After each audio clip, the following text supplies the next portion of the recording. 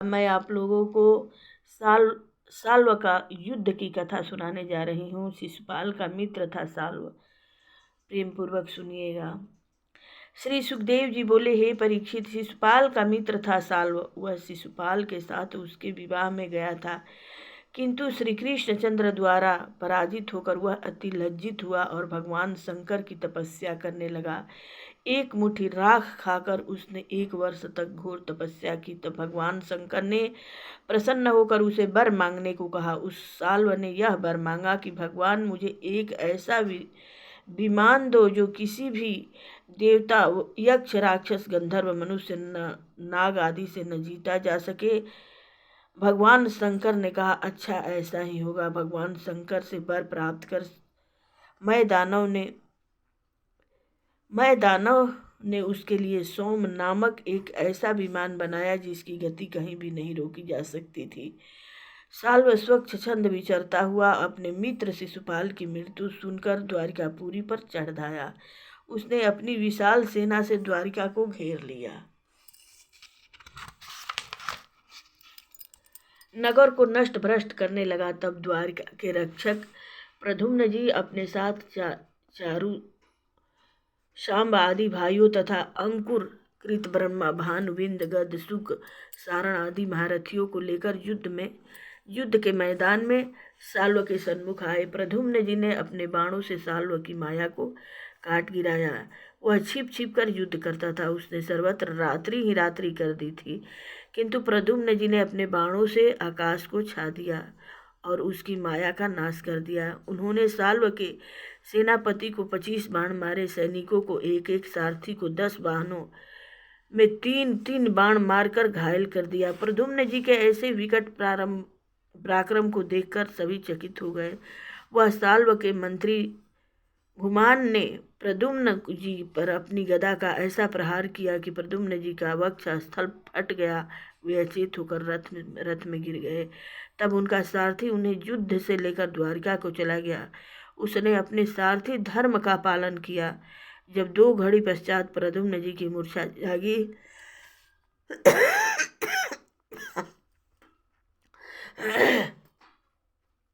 तब सारथी पर अति क्रोधित हुए और बोले, हे सारथी, तुमने मुझे युद्ध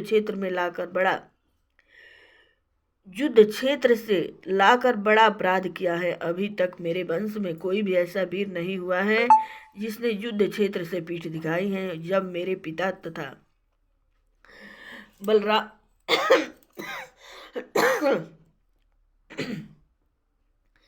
ताऊ बलराम जी सुनेंगे तब मुझे क्या कहेंगे। जब मेरी अन्य भाभियां सुनेगी तब मुझसे अवश्य कहेगी कि तुम कायर हो, नपुंसक हो, तूने मेरे सिर पर कलंक का टीका लगा दिया। तब सारथी बोला, हे स्वामी,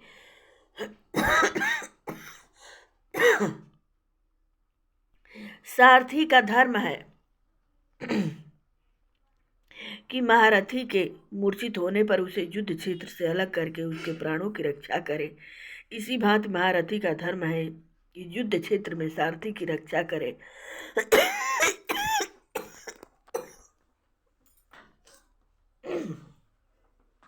हे प्रभु,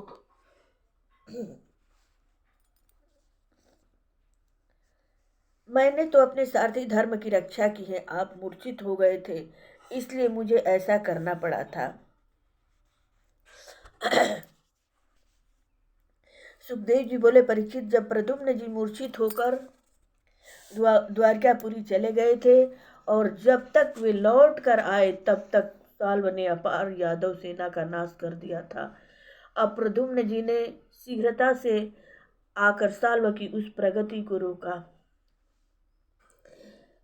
इसी भांति भगवान श्री कृष्ण तथा बलराम जी की अनुपस्थिति में वह साल्व तथा यदुवंशियों का युद्ध 27 दिन तक चलता रहा। इधर इंद्रप्रस्थ में विराजमान कृष्ण को घोर अपशगुन होने लगे। समझ गए कि द्वारिका में अवश्य ही कोई उपद्रव उठ खड़ा हुआ है। तत्काल कुंती, धर्मराज, युधिष्ठिर तथा अन्य भाइयों से विदा होकर दोनों भाई द्वारिका को रवाना हो गए। जब कृष्ण चंद्र द्वारिका पहुँचे तब सचमुच ही उन्हें वहाँ घोर उपद्रव पाया। तब बलराम जी को द्वारिका की रक्षा का भार सौंपकर स्वयं साल्व के सन्मुख आए। जब यदुवंशियों ने गरुड़ ध्वज भगवान कृष्ण के रथ को अपने मध्य में देखा, तब उनके शरीर में प्राण आ गए और वे अति प्रसन्न हो विजय की पूरी आशा करने लगे। अब उन्होंने जान लिया कि हमारे रक्षक आ गए, अब हमें कोई चिंता नहीं है। हे परीक्षित, भगवान कृष्णचंद्र को देखते ही साल्व ने उनके साथ सारथी दारुक पर अपनी शक्ति का प्रयोग किया, किंतु भगवान कृष्ण ने उसे मार्ग में ही काट गिराया। तब साल्व पर 16 बाणों का एक ही साथ प्रहार किया, उसके विमान को अपने बाणों से जर्जर कर दिया। साल्व ने श्री कृष्ण की बाईं भुजा में एक बाण और मारा, जिसकी चोट से उनका सारंग धनुष हाथ से छूटकर गिर पड़ा। इस अनहोनी घटना को देखकर सर्वत्र हाहाकार मच गया। साल्व ने गरज कर कहा, हे मुंड, तूने शिशुपाल आदि को ही धोखे से मारकर अपने को वीर समझ रखा होगा। वीर तुम्हें जब जानूं जब मेरे सम्मुख ठहर सको। भगवान कृष्ण बोले, अरे मूर्ख, जो वीर होते हैं वे गरजते नहीं हैं। अब तेरी मृत्यु सिर पर छा रही है। तब भगवान कृष्ण ने अपनी चौमुख की गदा साल्व की पसली पर मारी, जिसकी चोट से वह कांपने लगा तथा रक्त उगलने लगा। तब साल्व अंतर्ध्यान हो गया। तब एक पुरुष रोता हुआ कृष्ण के निकट आया, तुम्हारे पिता वसुदेव को साल्व द्वारका से बांध कर ले आया है। उसी क्षण भगवान कृष्ण चंद्र ने देखा कि साल्व ने उनके पिता वसुदेव के सिर को तलवार से काटकर एक हाथ में ले रखा है। यह देखकर भगवान कृष्ण, जो मायापतियों के स्वामी हैं, कुछ क्षण के लिए विस्मित हो गए। कहने लगे कि जिन बलराम जी को जीतने की शक्ति त्रिलोकी में किसी को नहीं है, उन्हें यह साल्व जीत कर पिता वसुदेव को किस प्रकार ले आया। तब उन्होंने अपने स्वरूप का ध्यान करके योग माया के द्वारा जान लिया कि यह तो केवल दानवी माया है। तब उन्होंने अपनी गदा के प्रहार से उस सोम नामक विमान के हजारों टुकड़े कर दिए। यह मायावी साल्व पृथ्वी पर गिर पड़ा और गदा को हाथ में लेकर उनकी ओर दौड़ा। जब तक वह गदा का प्रहार भी न कर सका, तब तक उसकी महाबली भुजा भाले से काट दी। तत्पश्चात सुदर्शन चक्र से उसका सिर काट कर गिरा दिया। उसका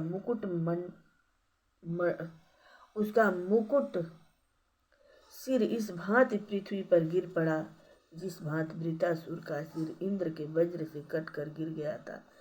प्रेम से बोलिए कृष्ण मुरारी द्वारिकाधीश प्रभु की जय हो। जय जय मंगलमय भगवान की जय हो। जय जय मायापति की जय हो। प्रेम से बोलिए भागवत भगवंत की जय। श्री भागवत भगवान की है आरती, पापियों को पाप से है तारती। श्री भागवत भगवान की है आरती, पापियों को पाप से है तारती। ये अमर ग्रंथ ये मुक्ति पंथ, ये अमर ग्रंथ ये मुक्ति पंथ, ये पंचम वेद निराला है, नव ज्योति जगाने वाला है। ये अमर ग्रंथ ये मुक्ति पंथ, ये पंचम वेद निराला है, नव ज्योति जगाने वाला है। मेरे नाम यही हरियाण, यही हरि नाम यही हरियाण, यही प्रभु की महिमा की आरती, हरि की महिमा की आरती, पापियों को पाप से है तारती। श्री भागवत भगवान की है आरती, पापियों को पाप से है तारती। ये शांत गीत पावन पुनीत, पापों को मिटाने वाला है, हरि दर्श कराने वाला है। ये सुख करनी ये दुख हरणी, ये सुख करनी ये दुख हरणी, श्री मधुसूदन की आरती, श्री मधुसूदन की आरती, पापियों को पाप से है तारती। श्री भागवत भगवान की है आरती, पापियों को पाप से है तारती।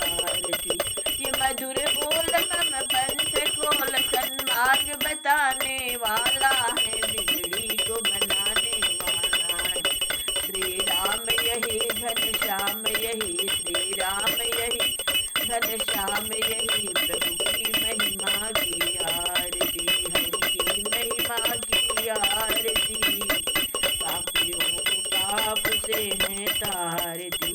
प्रेम से बोलिए भागवत भगवान की जय हो। जय जय मंगलमय भगवान की जय, भगवान विष्णु की जय हो।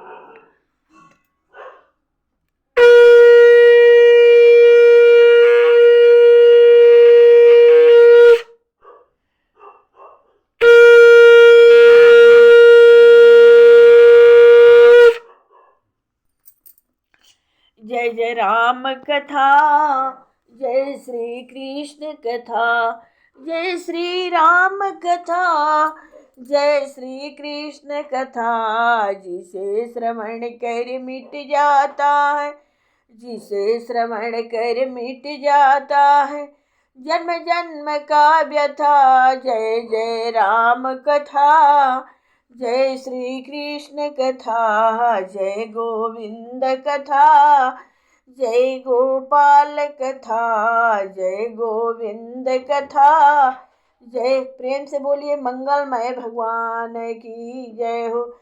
जय जय बाबा रंबौरा की जय हो। कुल देवता ग्राम देवता स्थान देवता की जय हो। जय जय भागवत ग्रंथ की जय हो।